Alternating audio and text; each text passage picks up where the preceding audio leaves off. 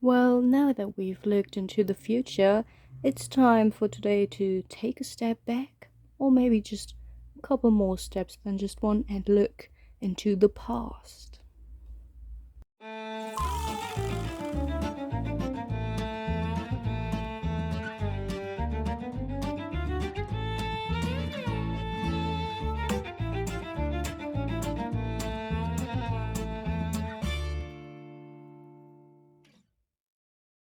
Hi everyone, I'm Leia, and today we will continue the top 10 book series of all time. And this is going to be about historical fiction, a genre that I dearly love. I haven't read too many books in that genre this year, but I do really enjoy it. And yeah, I wanted to talk about the top 10 books that I've ever read in it. I will of course rank them again, starting off with book number 10 and ending with the best book in my opinion. And before that, I will also obviously talk about a few honorable mentions, not too many in this case. So yeah, let's just get right into it. So the first honorable mention is a Ken Follett book. I've only read two of his books, and not even the most popular one about the Pillars of Earth and so on. So this is A Dangerous Fortune in English. This is the German copy that I've read, and it's all about a banker's family in the 19th century. So we follow this family for a period of time. I think it's 30 years. It should start in the 1860s and end in the 1890s. So I always love a historical fiction spans over many years, preferably even centuries. That's quite cool as well. So yeah, 30 years in here, and it's quite a long book, very slow paced. And yeah, I just remember that I really enjoyed all of the stuff about London at this time and about the family. So yeah, I highly enjoyed it. The second out of three honorable mentions will be Alice I Have Been. This is also the German edition that I have read, but the cover should be the same, it's just a different title and of course a different language. So this is about the adult Alice and just how her life is after all of the stuff around Charles Lutwidge Dodgson, her relationship with him, and just her life in the historical era. Again, it's 19th century, of course. So yeah, it's also about her relationship to stories and children's novels, and yeah, it's just highly enjoyable if you're a fan of Alice. I don't know how interesting it is if you're not attached to the story or the characters in any way, or the real life people that it is based on, but yeah, it was very good, very depressing and sad in terms of the atmosphere. It's not a jolly fun book as you might think if you've read Alice in Wonderland and don't know anything about how the book came to be. And the last honorable mention will be Babel by R.F. Kuang. And yep, it's not in my top 10. I think that the historical fiction aspect was interesting, especially in the first half or the first 2/3 in the book, but I just didn't like the last third in the book, which is why I can't put it in my top 10 list, but it was great. It really deserves the hype that it got, because we've got everything in here. There's magic, there's historical fiction, there's societal commentary, there's racism, there's, especially in the last third, a lot of young adult action that you might enjoy more than the linguistics aspects.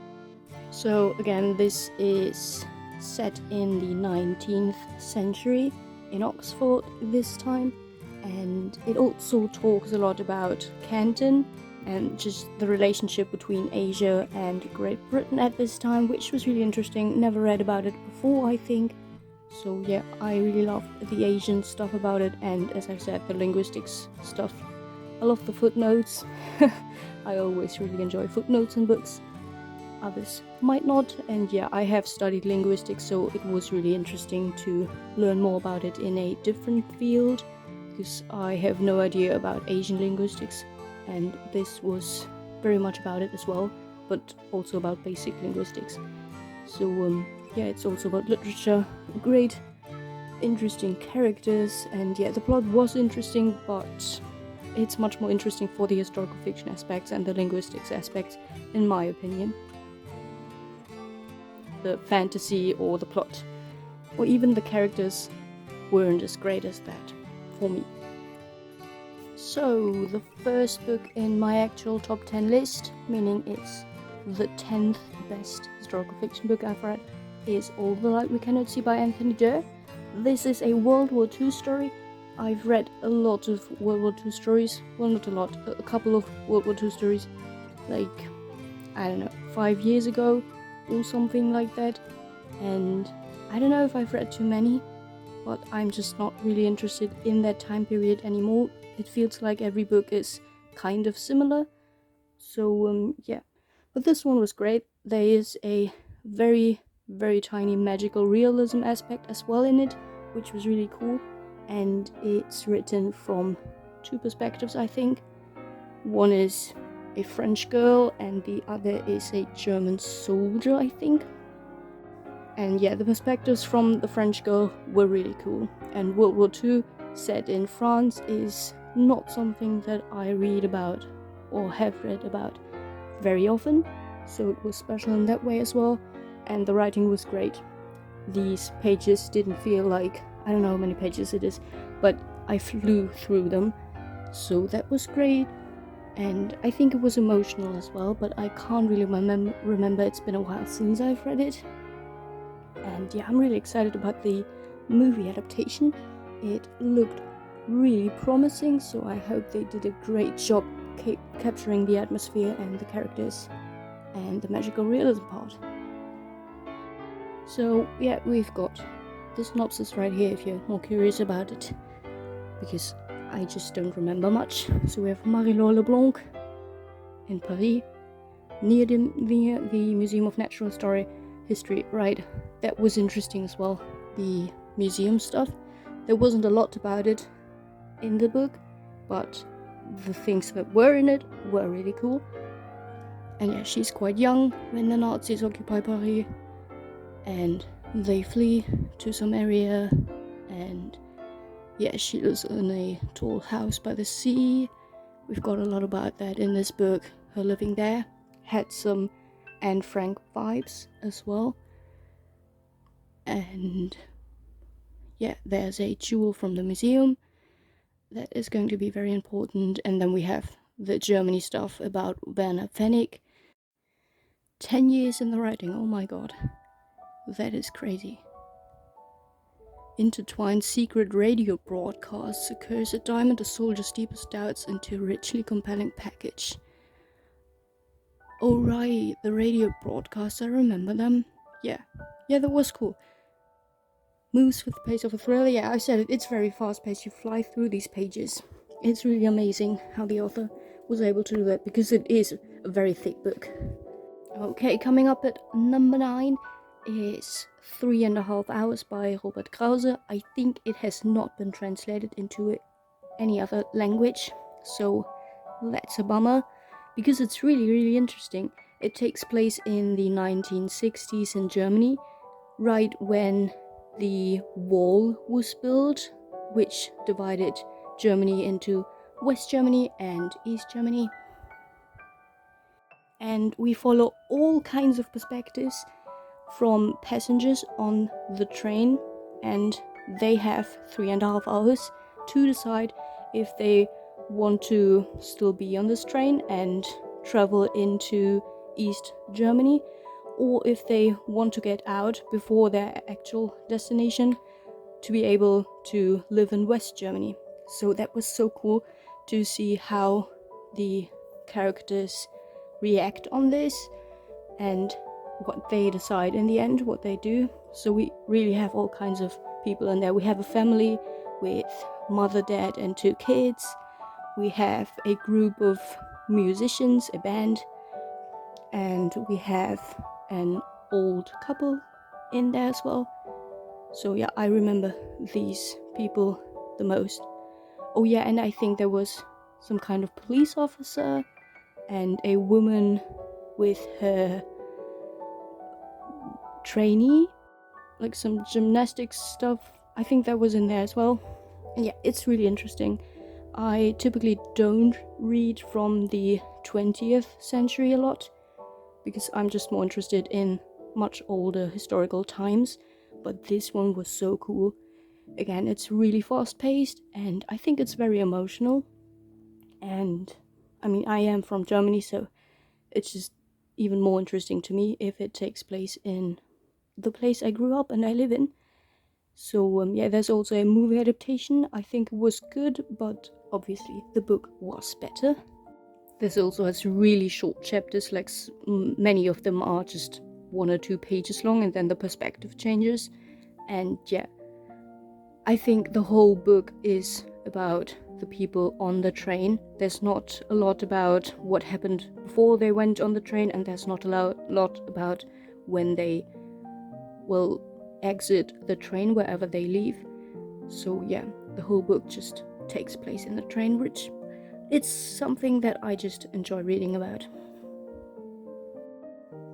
And the next book is The Raven's Tale by Kat Winters. And can you guess in which time this takes place? Yeah, it's the 19th century again.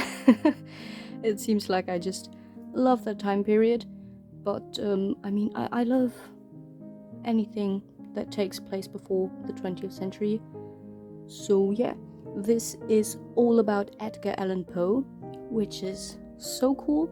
So we get to know most of his life. We start from early childhood and just what is going on in his household, how did he grow up, what's his relationship to his family and to people in the town that he lives in. And then we also follow him when he's a teenager and going to university and all that stuff that is going on there. And I think it's also about him as an adult, but I don't think it's about much more after that. I don't think it's his whole life, but I don't really remember the ending right now, so I don't really know. But yeah, I love historical fiction about real people, but it is still very fictional. You do learn stuff about the real person, but there's also just a lot of interesting stuff that makes you just enjoy a book. And there's also a magical aspect in it about a raven girl, I think, which was really cool. I'm not going to say anything more about it, but that was cool. And yeah, you really learn about his poems and his writing process and all the historical fiction stuff. Again, it's very fast-paced in my opinion, and it's not too long. I think this could also be considered a young adult book, but I'm not sure right now. But yeah, if anything of that sounds interesting to you, I highly recommend it. Yeah, it says it's a must-read for Poe fans, for sure. For sure.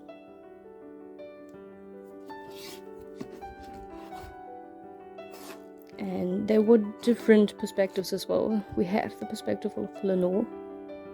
If you know her, you know, and of Edgar, obviously. So yeah, I really liked it. And unlike that, Anatomy is a very well-known book, very hyped up.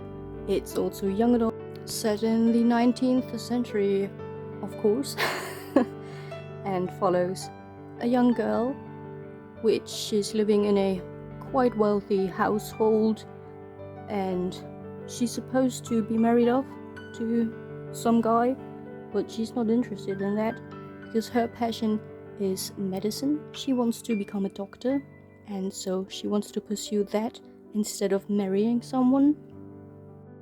And because of certain circumstances, she is able to really put her time into that. She's dressing up as a boy to study medicine, and she's also doing her stuff on her own in her room, and she's also doing stuff in secret with corpses. And I mean, in this book, there is some kind of plague going on. She's trying to cure it as well, helping these people that are suffering from it. And there's also a magical realism part in this as well. It's quite dark at places. The topic of medicine and historical fiction is always something that I gravitate towards. Oh yeah, and this also has some newspaper articles in there. So yeah, historical fiction is really something that is great for mixed media, I think. The next book is the Seven Sisters series by Lucinda Riley, and I've only read the first 2 books and it's already so high up in my top 10 list. I loved the first 2 books, and they are always very different from each other. We essentially follow these 7 sisters, which were adopted by Pa Salt, I think he's called, and in these books we always follow one of those sisters who is just learning about where she came from, who are her real parents. So we have this contemporary time period in it, but then it's also about the historical fiction time, about some kind of relative. It doesn't have to be the mother, I think, but yeah, I don't remember about that. I just love the historical fiction aspects because every single book takes place in a different time period and also at a different place. They are from all over the world. I don't really remember what the first one was about. Oh, Rio de Janeiro in the 1920s. So yeah, sounds really cool in my opinion. And the second book, I don't remember what it was about. But I cried in the prologue, which is crazy. That has never happened before. And I don't even know why. No one else is so emotionally invested in this prologue scene as I was, and I don't even know why I was, but somehow it got me and I cried. But yeah, I'll look what it was about.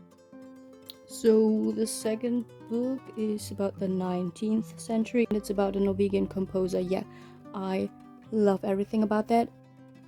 And the next book is yet again a German book that I think has never been translated into English, so I'm sorry about that.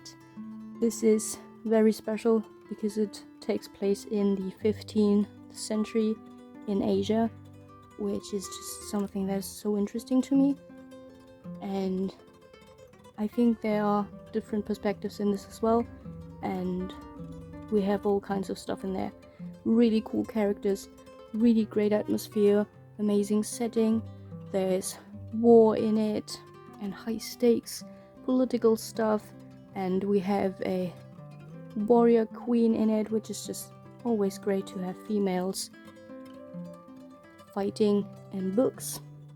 It's about this young woman taking on the role of what Genghis Khan has done in the past.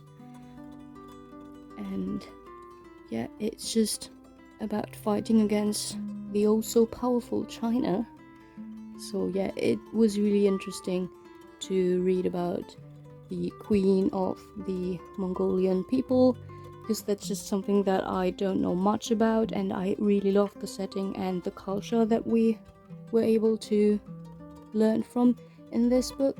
I don't know how accurate it is, but it was very fascinating, I think, in my opinion. So yeah, just as I've said, a lot about war and politics and just life, character development, love is there as well, and yeah, I highly recommend it, but I don't think you can read it. It's just such a shame. I think it's been translated into Russian, but that's not very helpful, right? So yeah, I don't think there's a lot of magical realism in it. There might be a little bit, but I think it's just historical fiction. The next book is Fatal Throne by I don't know whom. It doesn't say anywhere. It is written by... what the hell? Oh, it's by different authors, that's why. I'll show the authors in a bit. So it's all about the wives of Henry VIII. It's really just a quick overview of them, because it's a very short book and we follow every single wife in here in chronological order, and this is split into parts and always written from the perspective of the individual wife. So that's why we have different authors. I would say that every wife is written from a different author. I don't think you really notice when you read it, but I mean, English is not my first language, so maybe I just didn't notice, but if you're a native speaker, you will. And yeah, it's very young adult as well, but I just love to read about this time period. If it's about the wives, about Henry, about other people. I don't want to spoil it because a different book will come up later in this video. So yeah, this just gives you a real short glimpse into their lives and how they became Henry's wives, how do they feel, and well, how did they die. It's not that much about, I don't know, politics or very dense atmosphere. It's really about the characters and just the emotional impact on the reader. And yeah, I just loved it. I still need to read a lot of the well-known books about the wives of Henry VIII. There are so many female authors writing about them in detail, much more detail than just this, because they dedicate a whole book to just one wife, and these books are very long as well. So yeah, Alison Weir, Philippa Gregory, and so on, I haven't read, so they won't show up in this list, but I'm sure they would if I had read any book by them. So yeah, just to show you all of the authors. And yeah, it's very short and fast-paced, but it's just a time period that I like, and I can never read too much about these people. Very fascinating and dark, obviously, but interesting for sure, and very important in some aspects for the English history as well. And we're in the top 3 now, so this is book number 3, a Margaret Atwood book. Of course, a book by her had to be in here. This is Elias Grace. There's also a TV adaptation. I think there's a series about it. I've watched it a couple of years ago. I don't really know. I love both of them. This is interesting because this is kind of true crime. I think this is based on someone that really existed. And when did it take place again? 19th century. Of course, I should have known. So the 1840s. And this is about a woman who has been incarcerated because she is supposed to have murdered someone. And as a reader, you don't know if she did or didn't. So it's really about her life, how she was a servant in this household where this person also was murdered, and about her life in prison and how her life ended. And yeah, I just think it's so interesting, so different from other stuff that I have read, and it's quite long as well, so quite slow paced, but I love that in historical fiction. But yeah, I just love Edward's writing style, and I've enjoyed every single story so far, so yeah, it had to be on here. So book number 2 is The Ghost Bride by Young Si Shu or something like that. I'm sorry. And this is also Asian historical fiction. Please don't tell me it's in the 19th century as well. Please. No, it's the 19th century. Oh jeez. And it's about Mandarin history, so that was really cool. It's about Lilan, 17 years old, but I don't think it's very young adulty if you read it, just because she's 17.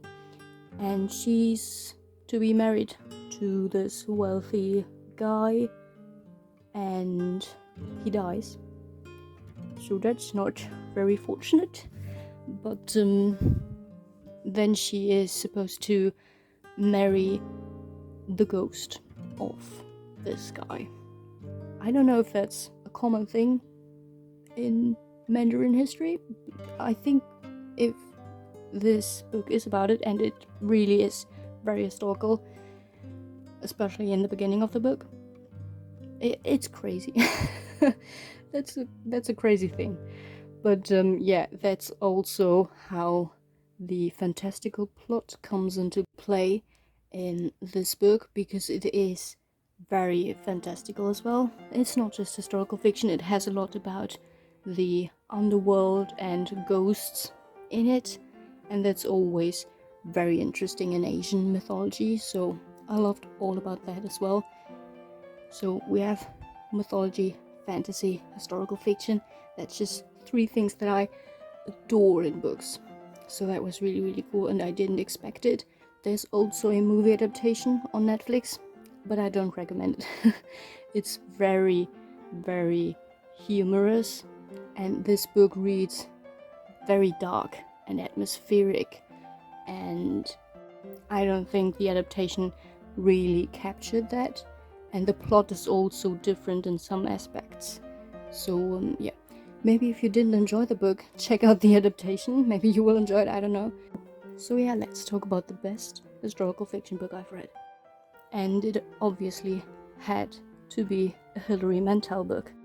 I really love her Thomas Cromwell trilogy. This is the first book in it. It's called Wolf Hall in English. It's the German edition. I really need to purchase the English ones. They have really cool looking paperbacks that I think just look so good, and I don't want to have this German copy anymore. But yeah, I just don't want to purchase that right now, because there are just so many other books that I need to purchase that I have never read before. But yeah, I mean, it's one of the best books I've ever read. Even outside the historical fiction genre, this is really, really cool. It really requires you to have some basic knowledge about the time period, or even about our main character Thomas Cromwell. It would be very helpful, because this is quite confusing and quite complex, and the writing style is confusing in some aspects as well. If it talks about the characters, you kind of get confused who really is talking right now, but yeah, it wasn't really an issue for me, because I like confusing, complex, dense, slow-paced books, and I did know some stuff before I got into it, so I didn't really have problems with it, but I know that many people have. So yeah, I just wanted to let you know that it might not be the best book to go into if you've never read historical fiction. But yeah, it really is just about Thomas Cromwell and his whole life, from his childhood to, well, the end in the 3rd book. And his job had to do with Henry VIII, so we learn about the king, the politics, and just the life at court, even the wives and the people just working in the back for or against Henry VIII. It really is about power and loss and just survival at court. And again, I mean, it's Great Britain.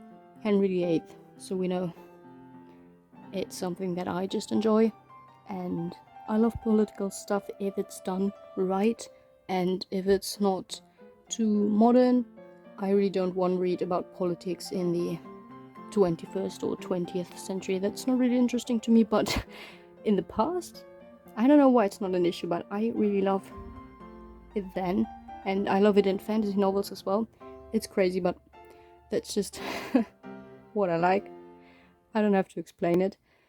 And yeah, it's a long book. It will take you a lot of time to get through it, but if you enjoy it, that's not a problem. That's actually a great thing if you have a lot of pages to read from that character and that historical fiction setting. So yeah, I think a lot of people know about this book. I mean, it's Hilary Mantel. There's also a adaptation, a mini-series, I think, and I like that one as well. It had great actors in it, but yeah, it's a bit dated, but not bad in any way. I really enjoyed watching it, but the book is superior in so many ways, and it's really about a lot of years that it is covering, because it's about the whole life of Thomas Cromwell, and he did get a little old. Like, he didn't die in his 30s, but he also didn't reach, I don't know, his 100th birthday party. But I mean, it's the 1500s. It's not a very common thing to get very old. These are all of the books that I can show you. I think this video is going to be quite long. I've talked for a long time now.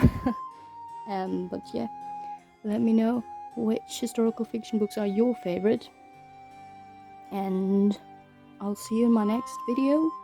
I hope you have a great rest of your day and take care, and happy reading. Bye!